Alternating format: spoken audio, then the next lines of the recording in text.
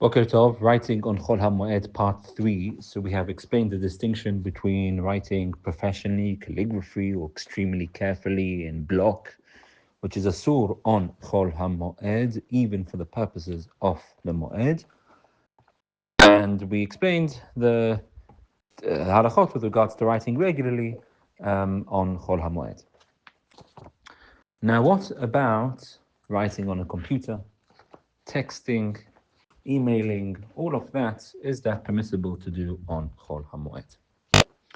So, firstly, let's start with writing on a computer. What status is that? According to the vast majority of opinions, writing on a computer has the status of melechet hediot.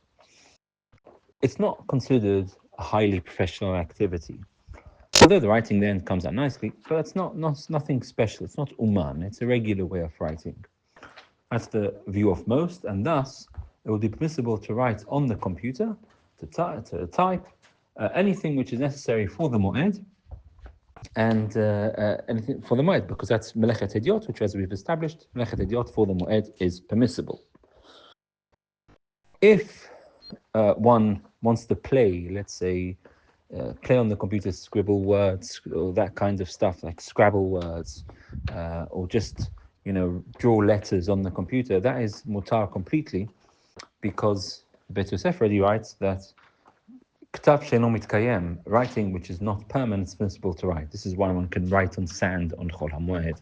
One can't write on Shabbat or Yom Tov on sand, but you can write on sand because it's not Ktav mitkayem, it's not permanent writing.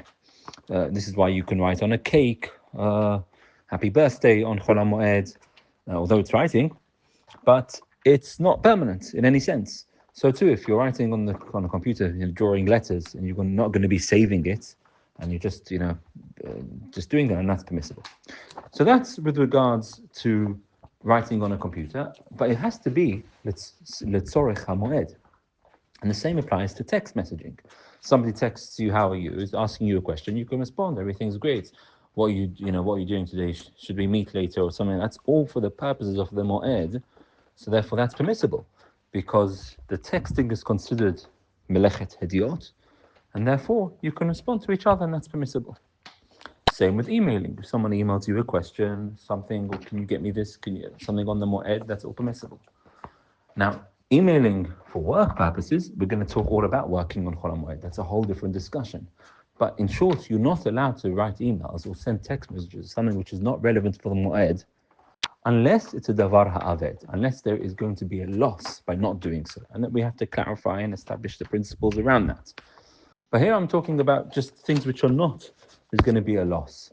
And you just want to send an email for after Sukkot about something which is not relevant to the moed, because it's after you're sending it after Sukkot, and it's not business related, something which you have to do for work, and if not, there's going to be a loss. You can't do that on the moed, because that's writing which is a sur. And as we've learned previously, it could be sur d'oraita, it could be sur d'rabbanan, but it's definitely a sur to do that. And therefore, one needs to be cognizant of the fact, in Chol HaMoed, yes, we can write, but only writing and texting and emailing something which is relevant to the moed, unless it's something you're going to lose if you don't do so. And again, we will establish the parameters of that in due course, Bezrat Hashem. So that's with regards to writing. I hope that's clear with writing and emailing. Printing, some are more strict with printing, because although you're just printing something, the result of the printing is that you have a professional piece of paper with it, and therefore it's considered melechet uman. There are views either way. Definitely for Torah purposes, one can be lenient, but just to bear that in mind, print. One shouldn't assume that printing is all permissible. It should be at least the tzorech hamoed a person's printing. One should not be printing for beyond the moed. Hamoed writes that a person is allowed to record on a tape, or nowadays on our phones, you can record messages. And that's not considered at all. If I leave a voice message on WhatsApp or something like that, and it's nothing to do with the moed, that's permissible, because the isur is the writing.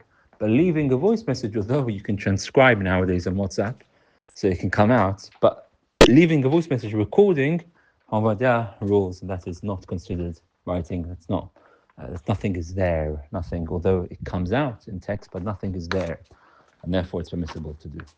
So in conclusion, one can write on a computer, email, text, anything which is necessary for the Moed.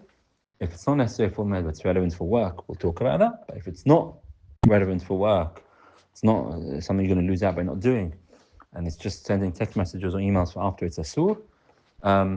And recording, leaving voice messages is mutar completely, even for after the Moed.